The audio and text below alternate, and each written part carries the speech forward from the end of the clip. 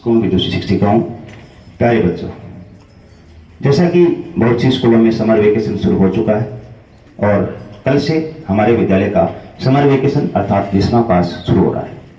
आज की इस प्रार्थना सभा में मैं आप सभी विद्यार्थियों व अभिभावकों से एक विनम्र अपील करूंगा और यह अपील कुछ ऐसी होगी जिसमें शिक्षा छुपी होगी।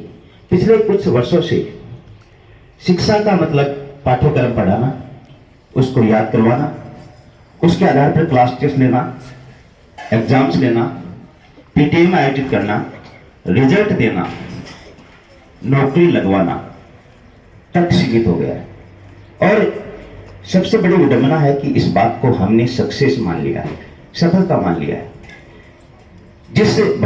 जिस शिक्षा की महात्मा गांधी, रविंद्रनाथ टैगोर, स्वामी विवेकानंद ने चर्चा की है, वो शिक्षा कहीं न कहीं अधूरी चल रही है।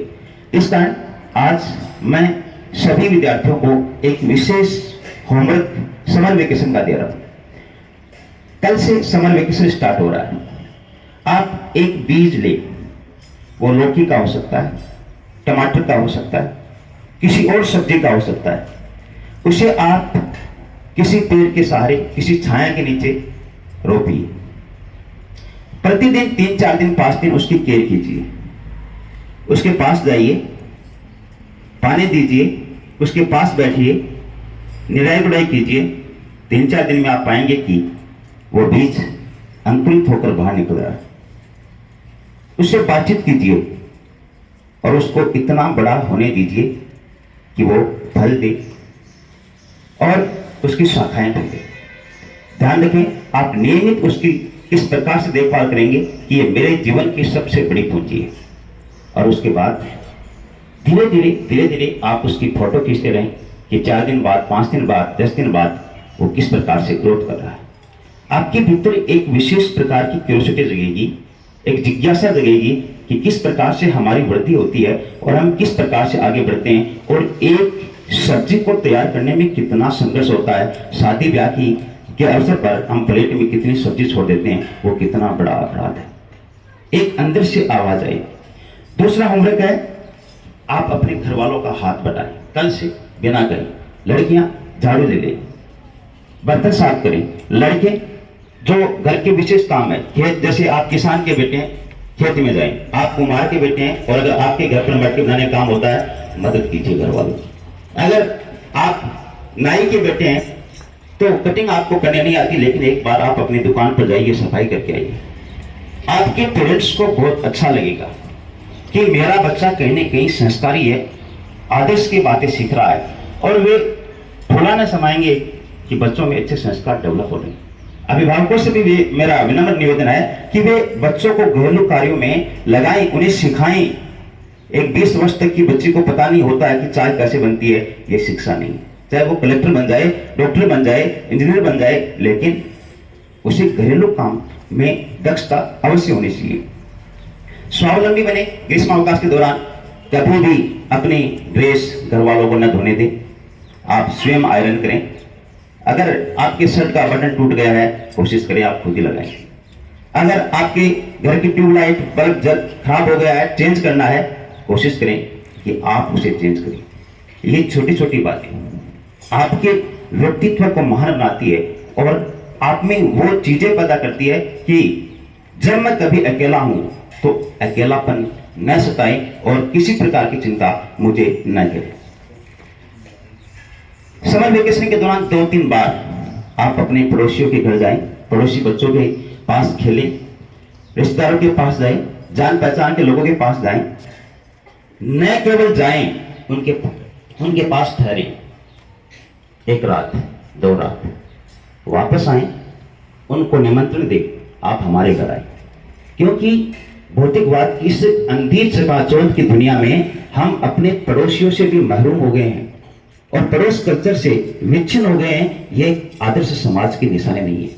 पड़ोसी बीमार हो जाता है और पड़ोसी को 10 दिन बाद में चलता है कि बुखार था, मलेरिया था, डेंगू था, ठीक होकर आ गया, हॉस्पिटल से के बाद आ गया और पता तक नहीं चला। ये शिक्षा का हिस्सा बिल्कुल नहीं। दर्द महसूस करें, उनके पास जाएं, उनके साथ खेलें, उनके साथ बातचीत करें। इससे आपकी शिक्षा में पूर्णता नजर आएगी। आपके गांव में मंदिर है, सार्वजनिक स्कूल है, कोई गार्डन होगा, 8 से 10 बच्चों का एक समूह बनाए। कोई जरूर नहीं कि आपकी स्कूल के बच्चे हों, किसी और स्कूल के बच्चे, सब बच्चों का एक समूह बनाए।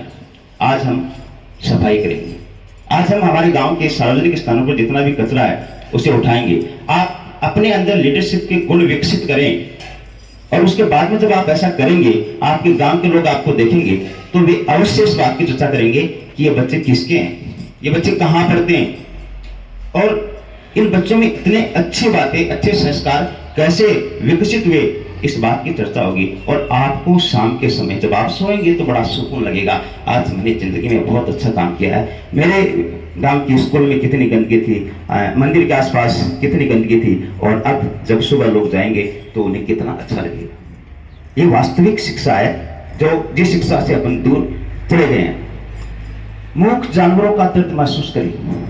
कुत्ता दिखता है तो सबसे पहले हमारा काम होता है पत्थर उठाना और उसको चोट पहुंचाना, और अगर मिस हो गई तो ऐसा दर्द महसूस होता है कि दुनिया का बहुत बड़ा काम मिस हो गया, करोड़ों का व्यापार मिस हो गया। कुत्ते के पत्थर लगा नहीं, ये शिक्षा किस दिशा में चलेगी। और जानवर हैं, परिंदे लगाएं, मूक जानवरों का दर्द समझे, और वे जहां बैठे हैं उस स्थान पर अगर वो ज्यादा बैठते हैं तो उस स्थान को ऐसा बनाइए कि वे ऐसा महसूस करें कि ये स्थान हमारे लिए कहीं ना कहीं स्वर्ग की तरह है। आप अपने घर वालों के साथ लोकगीत सुने, उनको याद करें, उनको डेली रूटीन में अप्लाई करें, बहुत अच्छा लगेगा। कैसे लगेगा? लोकगीत का मतलब सपना चौधरी के गाने से नहीं है। लोकगीत का मतलब है सीमा मिश्रा को सुनो आप। शिक्षा का वास्तविक अर्थ ये, 1 महीने के लिए आप TV, mobile, IPL, world cup से जितना दूर रहेंगे आपकी लाइफ उतनी महान होगी। ये एक ऐसा टॉपिक है जिस पर 15 से 20 मिनट बोला जा सकता है, लेकिन मैं इतना ही कहूंगा कि 1 महीने के लिए इनको तिलांजलि दे, अपने जीवन में नहीं आने दे। आपको ऐसा लगेगा कि शिक्षा वास्तव में क्या थी, संस्कार, आदर्श, मर्यादा, शालीनता, विनम्रता वास्तव में क्या थे, और हम किन चीजों में घुसते हैं। 1 महीने के लिए इन्हें हाथ में लगाए। बहुविज्ञापित शीतल पेय से दूर रहें, यह सब कूड़ा करकट है। अर्थात पिज्जा, बर्गर, चिप्स, कुरकुरे, नमकीन, बिस्किट, एक भी चीज स्वास्थ्य के लिए लाभदायक नहीं है। और अगर मेरे नहीं मान रहे आप तो किसी भी डॉक्टर से जाकर पूछ लिए, भारत का एक भी डॉक्टर ये कह दे कि इनमें से एक भी चीज स्वास्थ्य के लिए लाभदायक है, तो आप जरूर इनसे दूर रहें। अच्छा, आप लेना क्या है? हमारा जैसे आप राजस्थान के हैं, राबड़ी, जौ का घाट, मोटा अनाज किसी भी प्रकार का, ज्वार, मक्का, इनको विशेष अपने जीवन में स्थान दी। इससे आपके शरीर में विशेष प्रकार की ताजगी और स्फूर्ति आएगी। इन सब चीजों से आप दूर रहें। बार बार इन चीजों के बारे में बताया जाता है। 1 महीने के लिए, यह आपका होमवर्क है। 1 महीने के लिए अगर आप दूर रहेंगे तो अगले 11 महीने के लिए आप अपने आप दूर हो जाएंगे, क्योंकि किसी भी चीज की लत पड़ जाती है और 21 दिन अगर आप उसका यूज नहीं करते हैं तो उसके बाद में शरीर उस चीज को सदैव के लिए छोड़ देता है। स्थानीय खान पान की चर्चा मैंने की, उसको वरीयता दिया। आप किसी भी राज्य के हैं, आपका स्थानीय खान पान आप बढ़िया लें, क्योंकि आपका जिस राज्य में जन्म हुआ है उस राज्य की क्लाइमेट के अनुसार आपका शरीर है, आप उसे ही वरीयता दें। शादी समारोह में जब आप जाएं तो जहां प्लेट लगी होती है वहां एक पोस्टर लगाएं, कृपया जूठन न छुएं। लोग डिस्पोजल के नाम पर आधे घंटे के अंदर उस स्थान को ऐसा कर देते हैं कि पैर रखने की जगह तक नहीं होती है। 4 बच्चे बिना किसी वेटर का इंतजार करते हुए वहां की सफाई करो, आपको 400 आदमी देखेंगे। वो 400 आदमी आपके बारे में क्या सोचेंगे, आप वो आदमी और आप शब्दों के माध्यम से बता नहीं सकते। शिक्षा सिर्फ पाठ्यक्रम तक सीमित नहीं है, उसको आपको समाज को दिखाना है, अभिभावकों को विशेष रोल पैदा करना है। स्कूल तो करता ही करता है, लेकिन इस 1 महीने में आपको ऐसे कार्य अवश्य करने हैं। उपभोक्तावादी संस्कृति से बाहर निकले और प्रकृति के संग आए। शाम के समय सोते वक्त कूलर का, AC का प्रयोग कम करें, उसके नीचे कम सोएं, ठंडी छाया के नीचे ज्यादा सोएं। पेड़ों को महत्व दें, पेड़ लगाएं। एक पेड़ जरूर लगाना आपको, उस पेड़ से बातचीत करनी है। हेलो, गुड मॉर्निंग, कैसे हो, मैं जग गया हूं, आज तो थोड़ी ग्रोथ दिख रही है आप में, आज तो थोड़ी चहचाटी दिख रही है, चलो मैं थोड़ी देर में पानी लाता हूं, फिर बैठकर मैं तेरे पास नाश्ता करूंगा।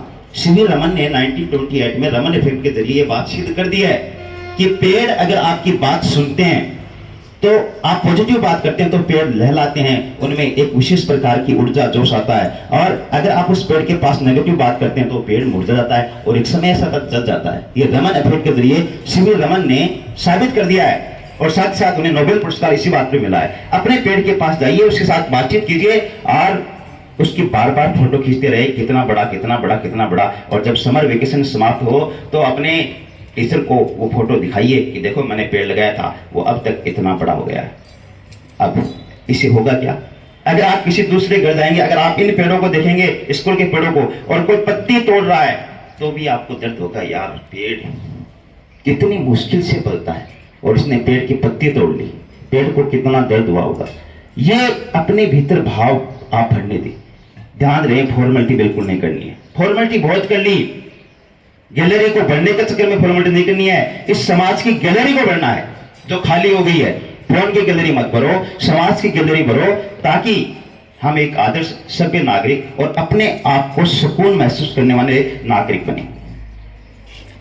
पाठ्यक्रम मत पढ़ो एक महीने में, कोई विशेष हानि नहीं है। पढ़ा देंगे 10 महीने और पढ़े, रटा देंगे, याद करवा देंगे, लेकिन क्या पढ़ो?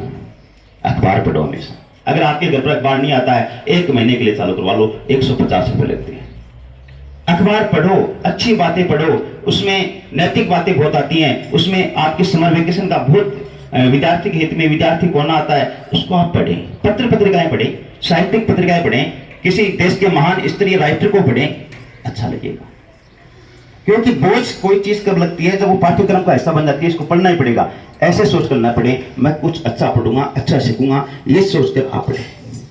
आप अपने देश के वर्तमान को पढ़े, इतिहास को पढ़े, भूगोल को पढ़े, अपने प्रांत के इतिहास को पढ़ें और महापुरुषों की जीवनियां पढ़ें। उन्होंने जीवन में कितना संघर्ष किया है, उस चीज को जाने, परखें। और मेरे जीवन में कितने संघर्ष चल रहे हैं, क्या मैंने भी ऐसे संघर्ष झेले हैं? क्या मेरे साथ भी चल रहा है जैसा विवेकानंद जी के साथ चला था, डॉक्टर राजेंद्र प्रसाद के साथ चला था और स्वामी राजा राममोहन राय के साथ चला था? क्या कहीं ना कहीं मेरे साथ भी ऐसा चल रहा है? महापुरुष क्यों कहलाते हैं और दुनिया उनकी जयंती, उनके पुण्यतिथि, उनके आदर्शों पर क्यों चलती है? उन्होंने कितने संघर्ष किए हैं और मेरे जीवन में उनका तुलनात्मक अध्ययन करते हुए आप आगे बढ़ेंगे। जाहिर सी बात है कि आपके भीतर एक सकारात्मक ऊर्जा प्रवाहित होगी। जो होमवर्क मैंने आपको दिया है वो एक ऐसा होमवर्क है जिससे आप अपनी पर्सनैलिटी डेवलप कर सकते हैं, अपने व्यक्तित्व का निर्माण कर सकते हैं। बाकी फॉर्मेलिटीज बहुत हैं। देखना यह है कि हम फॉर्मेलिटीज का जीवन जीते हैं और जीवन जीकर डॉक्टर इंजीनियर बनते हैं, या हम रियलिटी का जीवन जीकर एक आदर्श व्यक्तित्व का निर्माण करते हैं। ये शिक्षा का सही उद्देश्य है, चाहे वो महात्मा गांधी की सर्वांगीण शिक्षा हो, चाहे वो रविंद्रनाथ टैगोर का शिक्षा पर सिद्धांत हो, और चाहे वो भारतेंदु हरिश्चंद्र, मैत्रेय गुप्त के आदर्श भारत की कल्पना हो। इन सबको आप हृदयंगम करेंगे तो मुझे अवश्य ऐसा लगेगा कि कहीं ना कहीं शिक्षा वास्तविक अर्थों में सही साबित हो रही है और हम जैसे शिक्षकों को एक विशेष प्रेरणा मिलेगी इस बात के लिए कि बच्चों को विशेष तौर पर तैयार किया जाए कि एक आदर्श समाज का, आदर्श देश का निर्माण हो सके। तो मैं उम्मीद करूंगा कि यह होमवर्क आपको अवश्य पसंद आएगा और आप इस होमवर्क पर अवश्य काम करेंगे। जैसा भी कुछ नया करते हैं, आप अपने सब्जेक्ट टीचर, क्लास टीचर के पास भेजिए कि हमने इस विषय पर काम करना शुरू कर दिया है, और हम उसकी गैलरी बनाएंगे कि समर वेकेशन के दौरान जीआईएस के 1500 बच्चों ने इस प्रकार के कार्य किए हैं जो वास्तव में अनुकरणीय है, और धीरे धीरे ये एक शिक्षा का पाठ बनेंगे। इस बात में कोई संदेह नहीं है। आप सभी को समर वेकेशन की बहुत बहुत शुभकामनाएं। धन्यवाद।